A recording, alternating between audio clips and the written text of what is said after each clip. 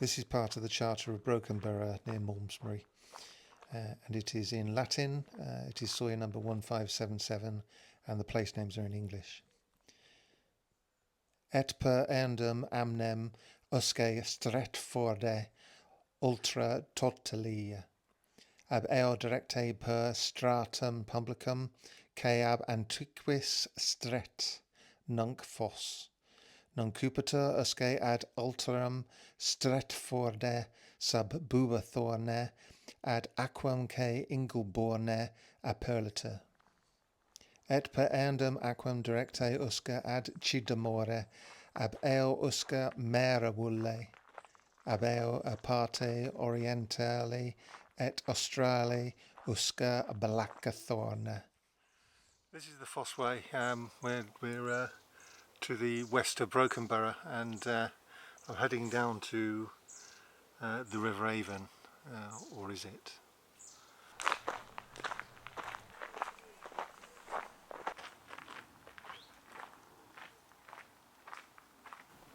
Oh, it looks like a ford. That's fun. There is no RSJ, there's no steel superstructure, there's no concrete underlay. There is nothing holding it up except for traditional iron engineering. That is an arch made of stones. It probably didn't even need mortaring.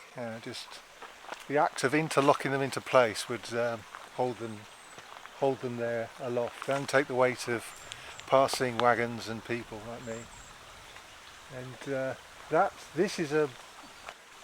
this is why I go into the landscape, to make these, to blunder into these things.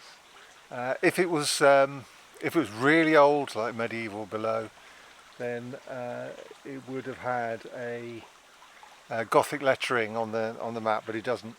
I think, looking at it, at its type, I think it's possibly 18th century. Look at this pier over here. Can you see it? And just gorgeous. It's these relics. It only takes one bad farmer, and that'll be replaced with plastic.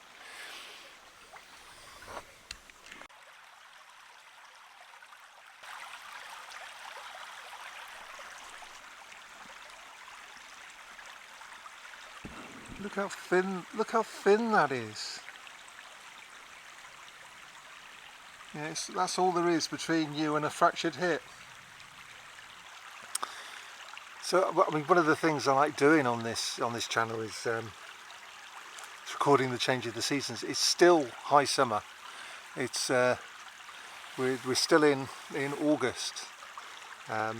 It won't become autumnal until sort of the third week of September, if later. So, but we're seeing brownness and fruitfulness and the harvest of nature, and it can be mistaken for autumn, and it isn't. It's just the land, the plants are tired. They're tired of the baking heat. We haven't had proper rain for a long time. And they're responding by going, oh, I give in. And we mustn't give in, because once summer's gone, it's gone. We need to enjoy every minute of it. So I'm sat here recording wildflowers and so on, and fruit, sloes, and things like that. Because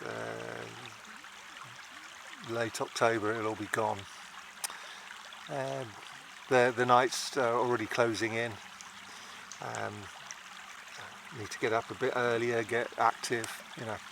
But anyway, yes. So why isn't this the Avon? You're probably saying to yourself, he's going to come up with some really arcane reason, some obscure reason why this can't be the Avon, because let me assure you that Tetbury is proud to be on the Bristol Avon, except it probably isn't. It's the probably part.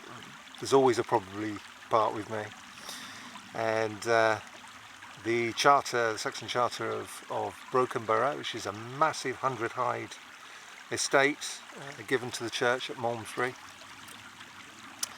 and it talks of this river. Now, we can't fully interpret the charter, it's just too obscure, but there are bits that we can. There are two places called Stadborough, and this is one of them. The Stretz is the Fosseway, and the charter says that in ancient times it was called Stret. Recently it's been called Foss in its time, and it calls it a stratum publicum, public road, but it's the only road that I know of that's got that title. It makes you wonder, well, aren't all the other roads public as well? Are all the other roads in England private at this time? We don't know, but probably not. But yes, it describes from here to go along the Ingleborn, the Ingelborne, and so this river is called the Ingleborn in that Saxon charter. Not the Avon at all. So the Avon traditionally forks at Malmesbury. One goes to Tetbury, the other goes to Shurston. If you go really far back, like I do, to the Dark Ages, the Anglo-Saxon times, the Avon goes to Shurston, and the Ingleborn goes to Tetbury. But what does it mean? Nobody knows. You might be thinking to yourself, Inglenook, but you may be doubtful of its Englishness, Inglenook, and you'd be right, because it's probably, according to the Oxford English Dictionary, it is, Ingle comes from Gaelic, Irish, and it goes into Scotland, it becomes fire, and Inglenook is a nook next to a fire. But that isn't appropriate here.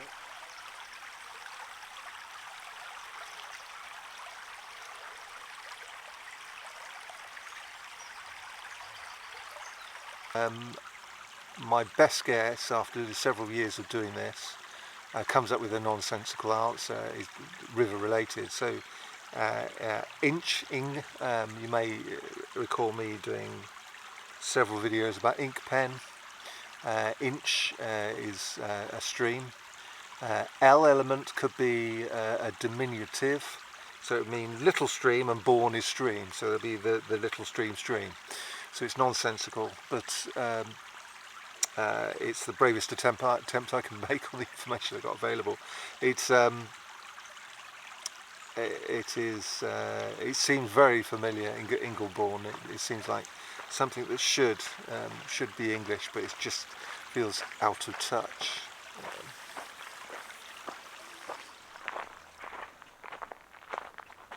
I'm back on the Fosseway, and a little bit further on now. I'm in a place called Chedglow, and that pronunciation, I'm not going to be able to help actually saying it over and over again. That pronunciation is illiterate, is historically illiterate, because there's two elements there, one of which is low, so it's not glow at all. There may well be three elements, because we can't really translate the first part. But low is chlaw, and which means burial mound. And there's a couple of things we're going to be there.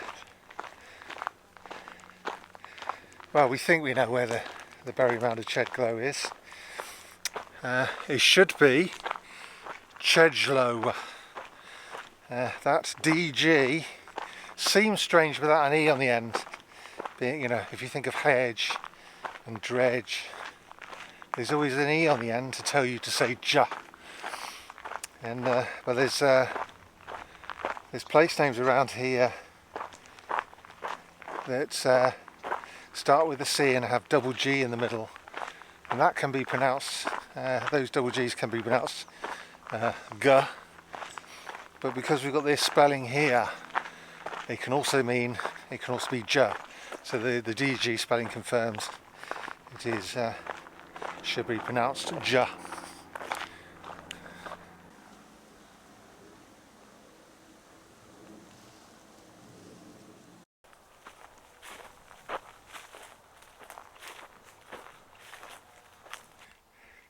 This behind me is Stadborough copse, and that is also a borough name. It's right next to Chedglow, and it's what brought me here. Had me scouring the maps, having a look, because it stood alone. I've got no information on its name apart from I can translate it, but it is always preferable to get the oldest form you can, so that you get a closer translation. So probably means the stead, the borough of the stead, and the borough can be two things. It can be a berg or a burg, and as you can hear from those two words, berg and berg, they sound virtually the same to modern ears, and they probably did to the Anglo-Saxons as well, because they constantly got them mixed up. So it's come today as borough, so it was probably burg, which means fortification, fortified site, and not berg, which means burial mound.